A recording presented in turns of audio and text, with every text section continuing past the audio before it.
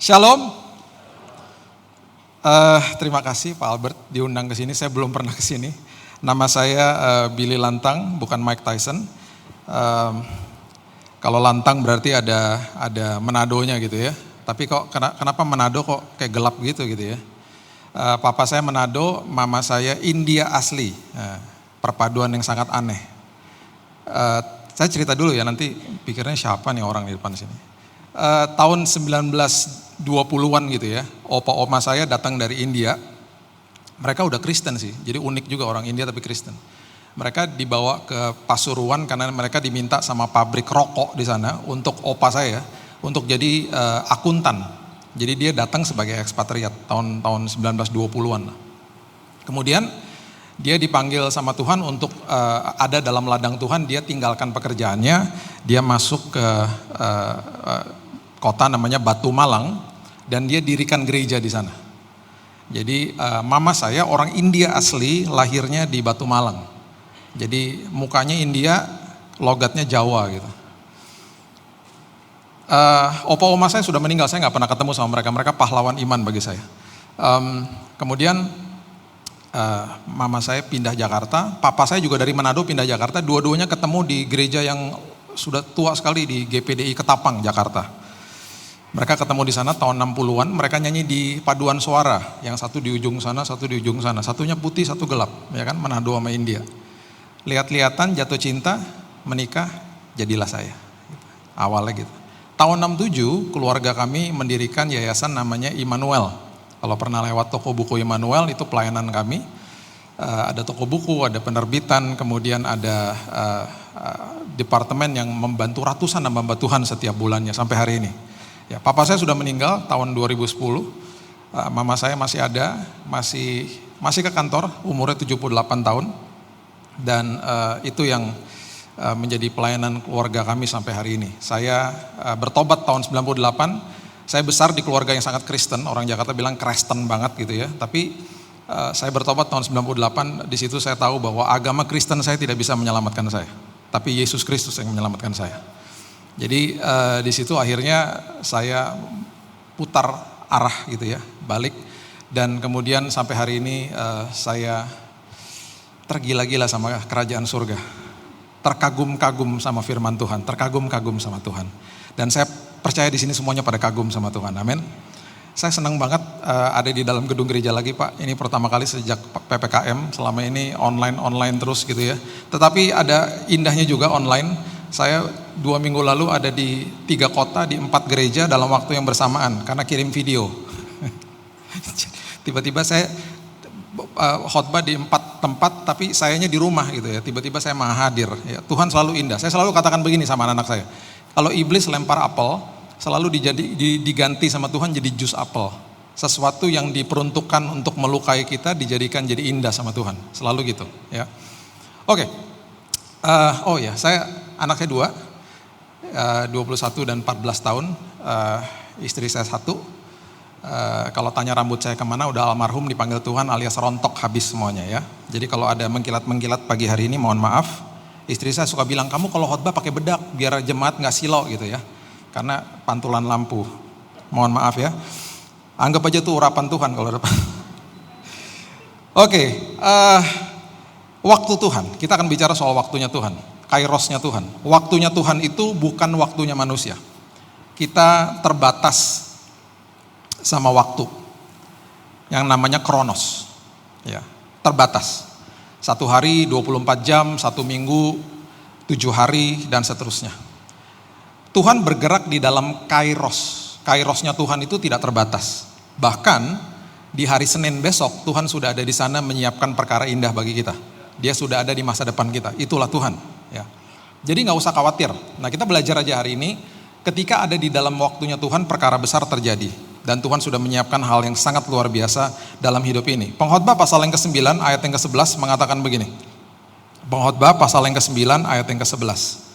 Lagi aku melihat di bawah matahari bahwa kemenangan perlombaan bukan untuk yang cepat, keunggulan ya, perjuangan bukan untuk yang kuat, roti bukan untuk yang berhikmat, kekayaan bukan untuk yang cerdas, karunia bukan untuk yang cerdik cendekia, karena waktu dan nasib dialami mereka semuanya. Waktu dan nasib, time and chance happen to them all. Jadi alfa dan omega terjadi, ya. Alaf dan taf bahasa Ibraninya. Awal dan akhir itu terjadi di dalam waktunya Tuhan maksudnya. Jadi keberhasilan manusia, anak-anak Tuhan itu bukan karena kuat dan gagah kita maksudnya, itu semua karena waktunya Tuhan. Ada waktunya Tuhan di situ. Oke. Ya, sekarang gimana supaya saya bisa masuk ke dalam waktunya Tuhan? Bagaimana saya bisa ada di dalam waktunya Tuhan? Karena di dalam waktunya Tuhan, dua prinsip ini terjadi. Yang pertama, di dalam waktunya Tuhan, kita akan dipertemukan dengan kesempatan yang tepat. Di dalam waktunya Tuhan, kita juga akan dipertemukan dengan orang yang tepat. Jadi ketika ada di dalam waktunya Tuhan, itu membawa keberuntungan bagi anak-anak Tuhan. Sebenarnya. Nah, kita belajar ya, coba kita lihat. Lukas pasal yang ke-10, ayat yang ke-38 sampai 42 mengatakan begini. Lukas pasal yang ke-10, ayat 38 sampai 42. Ketika Yesus dan murid-muridnya dalam perjalanan, tibalah ia di sebuah kampung, seorang perempuan yang bernama Marta menerima dia di rumahnya. Perempuan itu mempunyai seorang saudara yang bernama Maria. Maria duduk dekat kaki Tuhan. Perhatikan kalimat ini. Duduk dekat kaki Tuhan dan terus mendengarkan perkataannya. Dan terus mendengarkan perkataannya. Sedang Marta sibuk sekali melayani, mendekati Yesus dan berkata, Tuhan, tidak akan kau peduli bahwa saudaraku membiarkan aku melayani seorang diri? Suruhlah dia membantu aku. Tetapi Tuhan menjawabnya, Marta, Marta, engkau khawatir dan menyusahkan diri dengan banyak perkara. Perhatikan ayat yang berikut ini. Dikatakan begini, ini Yesus yang katakan, 3 hal. Tetapi hanya satu saja yang perlu, berarti gak ada yang lebih perlu daripada itu. Kedua, dia katakan begini, Maria telah memilih bagian yang terbaik, berarti gak ada yang lagi yang lebih baik daripada itu.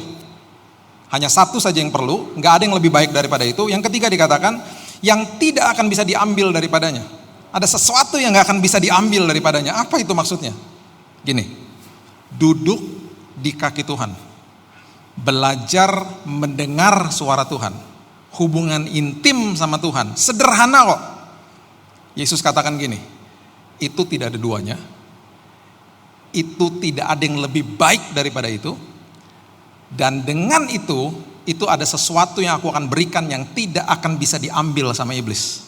Sebentar kita lihat kenapa, itu maksudnya apa gitu, yang gak bisa diambil sama iblis. Makanya saya selalu katakan gini, doa baca firman, hal sederhana, itu adalah gaya hidup bukan keharusan. Itu adalah gaya hidup bukan keharusan. Kalau keharusan itu berarti faktor eksternal. Keharusan itu selalu 3 hal terjadi. Capek, lupa, berontak. Siapa yang biasanya diharuskan? Anak kecil. Harus apa? Harus mandi. Ayo mandi dong. Kamu harus makan. Diingetin terus. Kamu harus tidur. Apa yang mereka katakan biasanya? Nggak mau gitu, berontak. Atau enggak, udah mandi nggak? Udah gosok gigi nggak? Lupa. Atau enggak capek sendiri? Udah nggak mau lagi gitu. Keharusan adalah faktor eksternal. Kalau gaya hidup itu lahir dari dalam sini. Ini masih jam 9:30 ya. Nah, nanti siangan dikit, pasti nagih. Nagih apa? Nagih makan siang. Karena apa? Gaya hidup. Nagih dari mana? Dari dalam sini kan? Gak mungkin Bapak Ibu datang kepada saya bilang gini, Pak, bagi saya makan dong Pak. Saya udah seminggu gak makan. Hebat banget. Dari gereja ada program itu ya, lagi puasa ya, puasa bersama ya. Enggak Pak, saya lupa Pak. Terakhir saya makan minggu lalu, saya baru aja inget Pak. Pak kasih saya makan Pak, saya kelaparan Pak. Gak mungkin, karena makan dan minum adalah gaya hidup. Tapi banyak orang Kristen katakan begini, iya sih Pak, udah lama loh saya gak baca firman, udah lama saya gak doa dan lain sebagainya. Itu adalah indikasi bahwa dia masih keharusan, belum gaya hidup. Gampang kok kalau mau dimonitor dari situ aja, cek dan recheck sendiri sama diri sendiri. Dan dengan jelas Yesus katakan bahwa ketika Maria duduk di kakinya dan mendengar suara dia, itu tidak ada duanya. Tidak ada yang lebih penting daripada itu dan ada sesuatu yang gak bisa diambil daripadanya. Apa sih itu? Bentar ya kita lihat. Banyak orang ngomong begini sama saya, Pak, bagaimana cara dengar suara Tuhan? Saya selalu bilang gini, bilang aja sama dia. Makin kamu hubungan intim sama dia, terus kamu minta sama dia, lama-kelamaan kamu ngerti suara dia di dalam hatimu. Anak-anak saya ketika mereka masih kecil, ya, saya suka misalnya bawa mereka ke pesta perkawinan gitu ya. Terus biasalah anak kecil kalau lagi di pesta perkawinan lari-larian ketika ketemu temannya. Saya nggak butuh untuk teriak-teriak dari jauh panggil-panggil mereka. Saya cuman begini nih dari jauh. Kalau muka saya udah begitu, kepala saya udah begitu, saya tinggal tunggu mereka ngelihat saya. Itu berarti Daddy nggak suka. Saya begini dari jauh. Saya liatin aja. Jadi mereka lagi lari, tiba-tiba mereka lihat saya begitu, mereka ngerem. Terus dari jauh kita berkomunikasi. Dia gini, what? No, oke. Terus cara panggilnya juga gampang. Jangan lari-lari dong. Tapi aku ke teman-teman, Dad. Ya tapi jangan gitu dong, ini kan pesta perkawinan. Oke Dad, beres. Dia ngerti bahasa tubuh saya. Berapa bulan yang lalu anak saya yang kedua yang umurnya 14 tahun. Saya masuk ke kamarnya, saya bilang gini, namanya Keaton. Kamu pernah gak minta sama Tuhan supaya kamu bisa dengar suara dia? Enggak, belum. Coba deh kamu minta, Daddy mau tahu aja. Setelah 1 bulan saya cek lagi. Ya setiap malam kita pasti ketemu untuk mesbah keluarga. Tapi setelah 1 bulan saya cek lagi pertanyaan yang saya tanya itu. Gimana? Iya, aku suka ada rasa-rasa di dalam sini. Suka ada yang ngedorong aku di dalam sini, Dad. Kalau aku lagi mau buat ini, mau buat itu, ada sesuatu di dalam situ. Sederhana kok. Kalau kita ketok pintu pasti dibuka. Duduk di kaki Tuhan dan dengar suara dia. Hubungan intim sama Tuhan. Sederhana, baca firman. Jadi gini loh, saya selalu katakan gini ya. Jangan cuma ngerti firman, hidup harus dikuasai sama firman. Itu baru luar biasa. Iblis seperti singa, bukan singa, tapi seperti singa. Kan selalu tugasnya cuma niru-niru aja. Niru siapa? Singa Yehuda, Yesus. Terus dia berjalan-jalan mengaum-ngaum mencari mangsa yang dapat ditelan. Berarti ada yang tidak dapat ditelan. Saya percaya di JCC nggak dapat ditelan sama kebohongan iblis. Karena ada banyak orang yang dapat ditelan sama kebohongan iblis. Dan keabsahan iman kita itu terlihat ketika dalam musim sulit ini. Terlihat kok semuanya kebongkar semuanya akhirnya. Ya.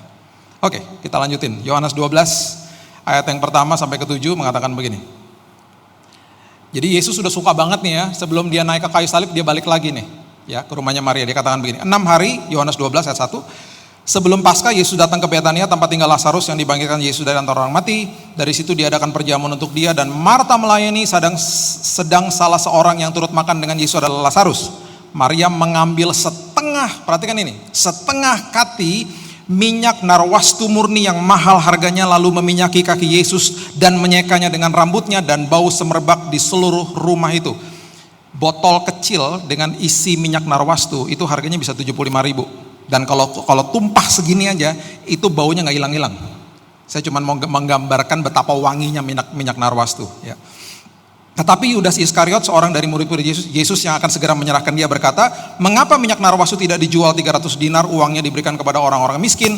Hal itu dikatakan bukan karena ia memperhatikan nasib orang-orang miskin, melainkan karena ia adalah pencuri. Ia sering mengambil uang yang disimpan dalam kas yang dipegangnya. Perhatikan ayat yang ke-7. Perhatikan ayat yang ke-7. Maka kata Yesus kepada Maria, ya, maksudnya ini perkataan ini tentang Maria. Biarkan Maria melakukan hal ini, mengingat hari penguburanku. Nah, pasti banyak yang ngeh, Maria juga pasti nggak sadar nih maksudnya apa? Mengingat hari penguburanku. Biarkan dia melumuri aku dengan minyak narwastu untuk mengingat hari penguburanku. Maksudnya apa? Beberapa hari setelah peristiwa ini, Yesus naik ke kayu salib. Yesus mati di kayu salib. Waktu Yesus sudah dikubur dan bangkit, ingat ada kisah 3 wanita datang ke kubur Yesus bawa rempah-rempah, bawa wangi-wangian, ingat? Ketemu gak sama Yesus? Merupakan sebuah tradisi bagi wanita-wanita Yahudi untuk melumuri tubuh kerabat, saudara atau temannya dengan wangi-wangian.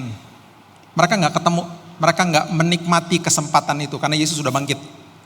Satu-satunya orang yang memiliki kehormatan dan kesempatan, opportunity yang melumuri tubuh Yesus sampai akhirnya dia mati, itu hanya Maria. Dan waktu Maria dikasih tahu ini dia nggak tahu. Karena apa? Minyak narwastu itu nggak hilang-hilang baunya. Jadi waktu Yesus di kayu salib itu ada wangi-wangian minyak narwastu. Makanya Yesus katakan biarkan dia melakukan itu untuk mengingat hari penguburanku. Satu-satunya wanita Yahudi yang memiliki kehormatan, perkenanan Tuhan untuk memberikan wangi-wangian kepada tubuh Yesus, hanya Maria. Itu maksudnya yang Yesus katakan, itu gak ada duanya kalau kamu duduk di kakiku. Itu gak ada duanya, gak ada yang lebih terbaik daripada itu. Dan itu tidak akan bisa diambil daripadanya adalah kesempatan yang aku sediakan di dalam kairosnya aku. Itu gak akan bisa diambil daripadanya. Kita akan dibawa ke dalam kesempatan di dalam Tuhan, di dalam kairosnya Tuhan, walaupun ada di dalam musim yang sulit seperti ini. Ishak dibawa ke tanah Gerar, tanah yang asing Alkitab katakan. Terus udah gitu dia mau meneruskan perjalanan ke Mesir karena terjadi kelaparan di negerinya. Tuhan bilang ini, enggak, tinggal sini aja. Negeri yang asing, sama seperti musim seperti ini, musim yang asing. Tapi Tuhan katakan begini, enggak apa-apa, kamu di sini aja, aku akan sertai dan berkati kamu. Sampai ketika dia bercocok tanam, hasilnya luar biasa. Sampai orang di tanah Gerar sampai cemburu sama dia. Ketika dia diusir dari situ, dia pindah sebentar ke lembah Gerar. Di situ sumur-sumur yang udah kebuka, sudah ketutup pun kebuka. Itulah perkenanan Tuhan di dalam tempat-tempat asing, di dalam kondisi yang asing seperti begini. Itu satu ya, kesempatan. Yang kedua, di dalam waktunya Tuhan kita akan dipertemukan dengan orang yang tepat. Coba lihat Lukas pasal yang ke-22. Lukas pasal yang ke-22 ayat yang ke-7. Mengatakan begini, Lukas 22 ayat yang ke-7. Maka tibalah hari raya roti tidak beragi, yaitu hari di mana orang harus menyembelih domba Paskah. Lalu Yesus menyuruh Petrus dan Yohanes, ya disuruh nih. Seperti kalau Tuhan lagi bicara sama kita, disuruh Petrus dan Yohanes, katanya pergilah persiapkan perjamuan Paskah bagi kita supaya kita makan. Katanya, kata mereka respon, di manakah engkau kehendaki kami mempersiapkannya? Jawab Yesus, apabila, ini instruksinya ya, apabila kamu masuk ke dalam kota, kamu akan bertemu dengan seorang yang membawa kendi yang berisi air, ikutilah dia ke dalam rumah yang dimasukinya. Ya ini sebenarnya Alkitab tidak mendokumentasikan semuanya, pastinya lebih detail lagi. Ya, kemudian dikatakan begini, katakan kepada tuan rumah itu, guru bertanya kepadamu, di manakah ruangan tempat aku bersama-sama dengan murid-muridku akan makan Paskah. Lalu orang itu akan menunjukkan kepadamu sebuah ruangan atas yang besar yang sudah lengkap. Di situ kamu harus mempersiapkannya. Yesus lagi kasih tahu untuk ketemu sama si pembawa kendi air. Si pembawa kendi air akan bawa mereka ke rumah itu, di mana di situ nanti mereka akan mempersiapkan perjamuan akhir. Ini urutannya nih, ya. Kemudian ayat yang terakhir dikatakan begini, dahsyat banget. Kan Yesus lagi memprediksi sesuatu, kalau orang bilangnya begitu ya. Lagi bernubuat tentang sesuatu. Dan ini yang dikatakan ayat 13. Maka berangkatlah Petrus dan Yohanes, dan mereka mendapati semua seperti yang dikatakan Yesus kepada mereka, lalu mereka mempersiapkan Paskah. Semua yang dikatakan Yesus terjadi. Jadi gini. Di zaman itu nggak ada HP, nggak ada. Jadi waktu mereka disuruh ketemu si pembawa kendi air, itu nggak ada HP. Instruksinya pasti lebih detail daripada ini.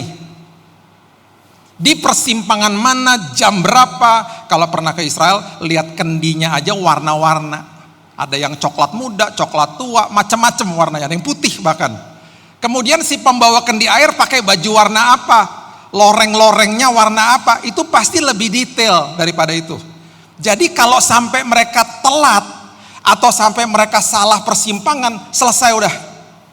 Jadi mereka harus dengar instruksi Tuhan dan mereka harus ada di persimpangan itu tepat on time. Gak ada HP. Kalau sekarang mau ketemu pakai HP gampang, betul gak? Pak yang mana Pak? Bapak yang mana ya Pak? Ini Pak saya baru masuk ke dalam ruangan. Bapak lihat nggak yang kayak pentolan korek Pak? Oh iya ya, itu Bapak ya, gampang janjian. Bapak mana Pak? Oh saya pakai baju kotak-kotak duduk di ujung. Gampang, pakai HP soalnya. Saat itu nggak ada.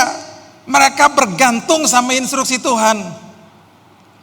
Dan kuncinya untuk sampai kepada perjamuan akhir, backstory-nya itu ternyata mereka harus ketemu sama si pembawa kendi air. Karena mereka ketemu si pembawa kendi air akan bawa mereka ke rumah itu. Di dalam kairosnya Tuhan. Yang pertama, Tuhan akan mempertemukan kita dengan kesempatan yang tepat. Dan yang kedua, Tuhan akan mempertemukan kita dengan orang yang tepat. Jangan yang masih jomblo besok, gue kemarin dengar firman ya, katanya Tuhan akan pertemukan gue dengan orang yang tepat. Kalau firman kemarin katanya si pembawa kendi air, jangan-jangan si tukang aqua tuh ntar kalau datang di jangan-jangan jodoh gue.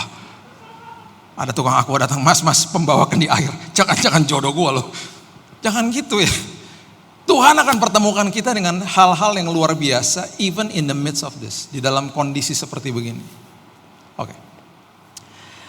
Tahun 2000, saya udah cerita tadi ya, saya bandel banget dulu. Saya dikirim orang tua saya ke kuliah di luar 13 tahun. Saya pulang, pokoknya bandel lah. Saya gak pernah mau urusin yayasan orang tua saya dan lain sebagainya, keluarga saya. Dan akhirnya tahun 2000 saya masuk ke dalam yayasan Immanuel. By the way tadi saya lihat ada ketua IT di sini, Yodi ada di sini, jemaat di sini Pak rupanya. Saya masuk di situ, akhirnya saya bergabung dan kemudian Tuhan bilang gini tahun 2000 ya. Sekarang kamu ada di dalam industri rohani Kristen. Sekarang kamu harus buat asosiasinya. Karena industri rohani itu nggak ada asosiasinya. Tuhan bilang gini, di industri rohani itu besar loh, ada toko buku, ada penerbitan, ada musik label, ada distributor, ada televisi rohani, radio rohani, ada majalah rohani, ada UKM, supplier, ada 700 waktu tahun itu. Semua perjamuan yang kita nikmati ya, kemudian kantong, itu ada yang buat, itu ada suppliernya. Dan gak ada asosiasinya. Tuhan bilang ayo buat asosiasinya. Jadi tahun 2000 saya kumpulin teman-teman, akhirnya kita meeting gitu ya, kita kumpulin semuanya dari berbagai institusi dan perusahaan, kita buat asosiasi. Setelah itu Tuhan kasih saya ide untuk buat program-program lah begitu ya, kita memberantas semua yang namanya bajak-bajakan, kemudian kita meregulasi kalau supplier itu UKM masuk ke toko buku diskonnya berapa dan lain sebagainya, jadi rapih. Setelah itu Tuhan ngomong-ngomong gini lagi, bilang gini, sekarang kamu buat convention. Hah? Convention? Iya, buat convention seperti Pekan Raya Jakarta, tapi isinya barang-barang rohani Kristen. Kamu undang tuh semua orang-orang. Yang bener aja Tuhan. Saya tunda, akhirnya udah gak bisa tunda lagi. Tahun 2008 saya kan gak ahli event organizing ya. Jadi saya panggil teman saya bilang gini, tolong dong liatin di tengah kota, saya dapat suara kayak di hati saya, di tengah kota, carilah di Istora deh misalnya. Teman saya balik, Pak itu mahal banget Pak. Sehari saat itu ya tahun 2008 120 juta Pak sehari doang Pak, untuk tempatnya aja Pak. Saya bilang buat deh hitung-hitungannya gitu. Setelah dibuat hitung-hitungannya saya bilang gini sama Tuhan, saya minta dua hal. Tuhan, saya tidak mau berhutang dengan acara ini, dan yang kedua saya tidak mau minta-minta uang sama orang, nggak mau. Janji lo Tuhan, deal ya. Oke, saya buat. Visible study-nya keluar, terus kemudian saya lihat gini, waduh mahal banget ya, kita buat paket sponsor deh. Kalau event-event kan buat paket sponsor kan, sponsor gak ada yang mau, karena namanya aja Indonesian Christian Retail Expo. Wah, pertama kali diadakan di Indonesia tahun 2008. By the way kalau ada yang pernah datang ya itu acaranya, gede banget sih memang di Istora waktu saat itu. Terus ketika calon sponsor didatengin, mereka bilang gini, Pak ada nama Kristennya Pak, jangan ya Pak, yang kami gak mau produk kami diasosiasikan dengan Kristen, gak usah Pak. Terus yang kedua tanya gini, udah pernah buat gak Pak? Belum. Nah kami bagaimana tahu nanti track recordnya gimana, yang datang berapa orang, nanti dulu ya Pak. Jadi gak ada yang mau, akhirnya pokoknya gak ada yang mau. Keringet dingin dong, utang dong berarti. Saya udah bilang Tuhan gak mau utang loh. Semua yang bayar untuk sewa boothnya gak cukup lah, gak nutup, gak nunut gitu orang Jawa bilang. Seminggu sebelum acara dimulai. By the way, kira-kira ya berapa hari sebelum acara dimulai saya dipanggil ke Mabes Polri. Pak ini mau izin keramaian ya Pak, ini acara apaan ya Pak? Kalau KKR kami tahu, kalau acara kayak gini apaan? Saya cuma jelasin gini, Pak gini Pak, Bapak tahu Pekan Raya Jakarta kan Pak? Ya kayak gitulah pokoknya, cuman isinya barang-barang rohani semua. Oh gitu, oke izin keramaian keluar, puji Tuhan. Seminggu sebelum acara dimulai, tekor. Tiba-tiba ada teman saya lewat di Jalan Sudirman, ngelihat umbul-umbul sama banner acara itu. Yang teman udah lama banget gak pernah ketemu. Dia telepon saya. Karena dia masuk ke dalam, dia mau tahu acaranya siapa. Ada kru yang bilang saya yang mimpin katanya gitu. Dikasih lah nomor teleponnya segala macam. Dia telepon saya, Bill, itu acara lo tuh Bill yang di Istora? Iya. Oh seru juga ya? Iya seru ya. Datang ya? Iya. Udah beres semuanya? Udah. Keuangannya beres? Itu dia belum. Kenapa lo gak ngomong dari tadi? Ya gue gak enak kalau masuk ngomong duit. Bill gini Bill, gue nih ya dari minggu lalu, gue digerakin Tuhan pengen nabur. Gue bingung mau nabur di mana. Gue tergerak banget pengen nabur di situ. Gue tabur ya Bill. Besok lo kirim orang, lo usah datang, lo kirim aja kru lo ke kantor gue kasih giro, gue tutupin deh sisanya tuh. Saya bilang gak mau. Gue kagak ada sponsor, gimana gue bayar balik? Gue gak minta dibayar balik, gue mau nabur. Dan jangan sebut nama gue. Oke. Acaranya berhasil. Gak ada utang. Dan saya juga seperti saya deal sama Tuhan, gak mau minta-minta. Tuhan mengirimkan pembawa kendi air tepat pada waktunya. Tepat pada waktunya. Seminggu setelah itu, saya dipanggil. Karena di Amerika itu selalu ada convention seperti begitu. Udah 50-an tahun waktu tahun itu. Udah mereka tiap tahun ada. Ya. Akhirnya saya dipanggil ke sana. Surprise, dipanggil, akhirnya maju ke depan. Kemudian orang di sana bilang begini, hari ini kami mau menyatakan bahwa Indonesia kemarin membuat convention yang pertama di negaranya, katanya gitu. Diumumin nih, saya disuruh maju ke depan. Dan saya mau katakan nih presiden di Amerika ya, karena asosiasi industri Kristen di mana-mana di seluruh dunia. Kami mau menyatakan bahwa kemarin itu convention di Indonesia merupakan convention Kristen terbesar di Asia, katanya gitu. Ngalahin, karena yang datang 15.000, ngalahin Singapura, Hong Kong, Korea, Filipina yang udah sering buat seperti begitu. Dia suruh saya maju ke depan, dia bilang itu terbesar Pak di Asia. Saya juga kaget, wow. Dia bilang ini sekarang tolong kasih speech sama kita, tolong kasih tahu kiat-kiatnya gimana. Saya cuma ingat tadi ayat yang Pengkhotbah 9 ayat 11. Itu semuanya bukan karena saya lebih kuat, lebih hebat, atau lebih punya banyak jejaring, bukan. Itu semuanya karena waktunya Tuhan. Tuhan mempertemukan saya dengan orang yang tepat, Tuhan mempertemukan saya dengan kesempatan yang tepat. Saya pulang ke Indonesia, saya lega banget. Saya bilang Tuhan utang lunas ya. Tiba-tiba ada suara lagi ngomong gini, enak aja. Itu kan yang pertama, sekarang siap-siap buat yang kedua. Aduh. Tuhan masih buat lagi. Tahun 2009 saya datengin Mabes Polri. Pak, boleh buat lagi acara kayak gitu gimana Pak tahun ini Pak? Jangan Pak, 2009 ini tahun pemilu katanya gitu. Saya keluar dari Mabes Polri dengan hati yang penuh sukacita. Saya sampai bilang ini Tuhan kalau perlu tiap tahun pemilu Tuhan. Supaya gak usah buat lagi acara kayak begini. Pusing Tuhan. Tahun 2013 saya gak bisa ngelas. Pihak Mall of Indonesia, Kelapa Gading. Datangin telepon saya, bilang Pak kesini Pak.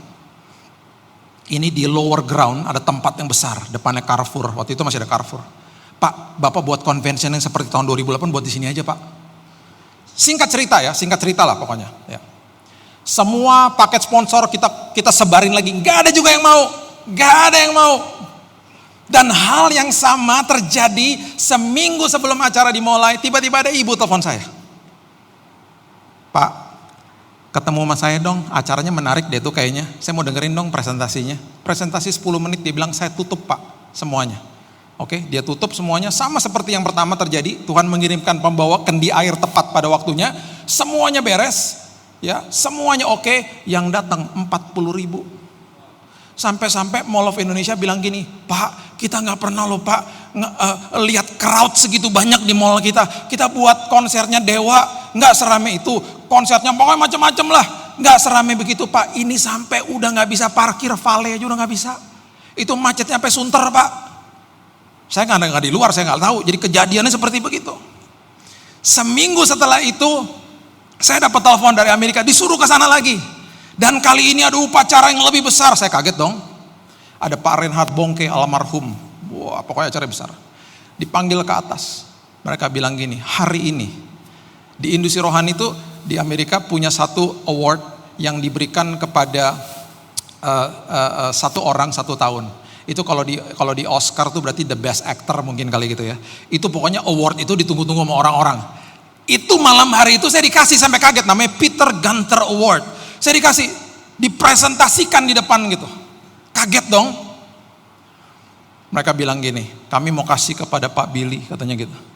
Karena kemarin convention yang 40.000 itu adalah convention terbesar di dunia, katanya.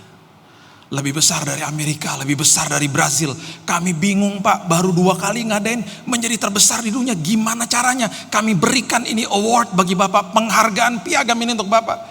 Perkataan saya sama. Itu semuanya karena Tuhan, semuanya karena waktunya Tuhan, karena kairosnya Tuhan. Saya pulang ke Indonesia. Piagam itu diminati dan banyak sekali yang datang ke kantor saya mau lihat. Dari teman-teman di industri saya, di kolega-kolega saya.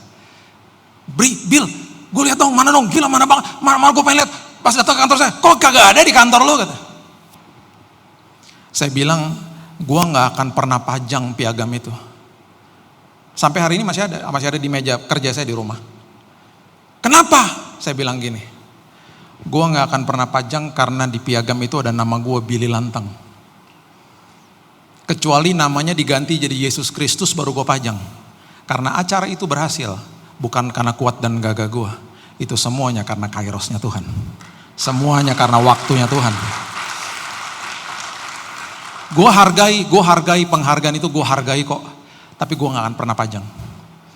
Karena kairosnya Tuhan itu semuanya indah pada waktunya. Saya tutup dengan kesaksian saya, mungkin udah pernah dengar juga. Ya, ada kisah di balik itu, banyak kisah sebenarnya di balik itu. Ya, yang menggugah hati saya. Sampai-sampai saya akhirnya mengerti apa yang ditulis di Roma 8 ayat yang ke-28. Tahun 2019 saya didiagnosa kena kanker. Dan kanker itu mematikan. Dan kanker saya itu adalah kanker yang kanker darah gitu ya, kanker darah. Dan waktu saya didiagnosa, dokternya bilang, Pak, umurnya Bapak tinggal 3 bulan.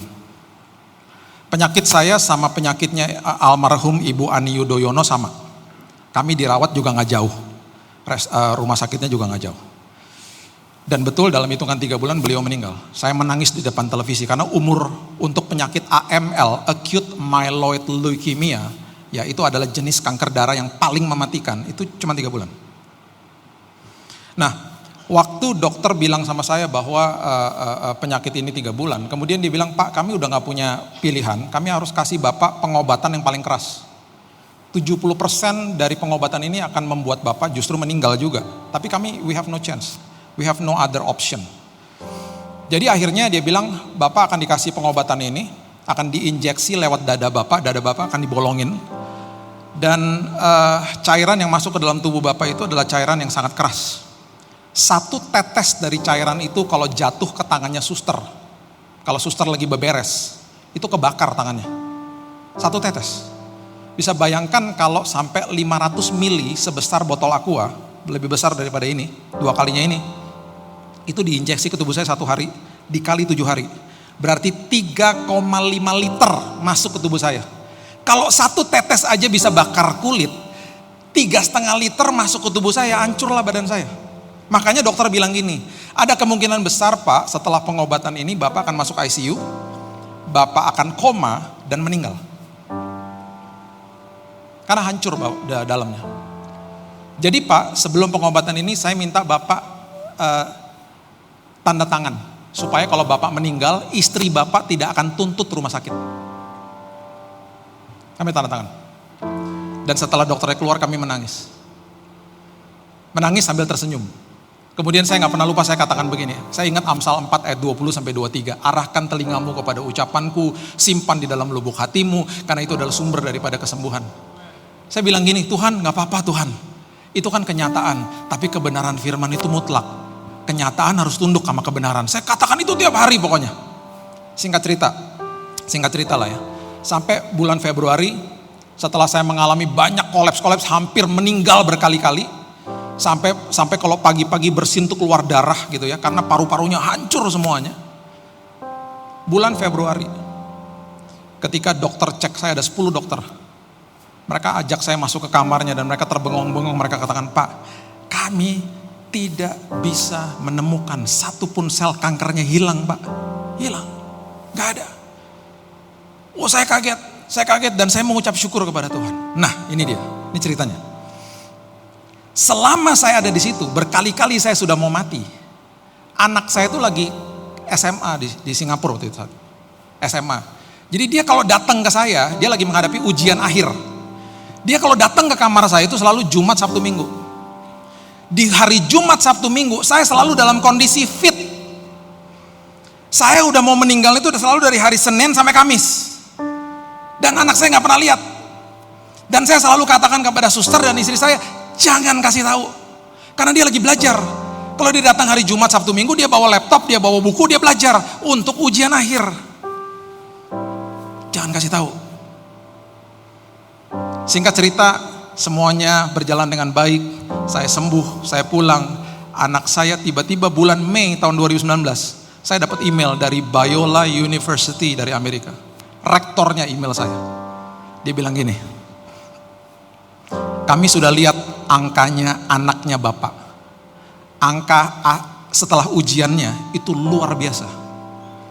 Kami menawarkan beasiswa buat anak Bapak."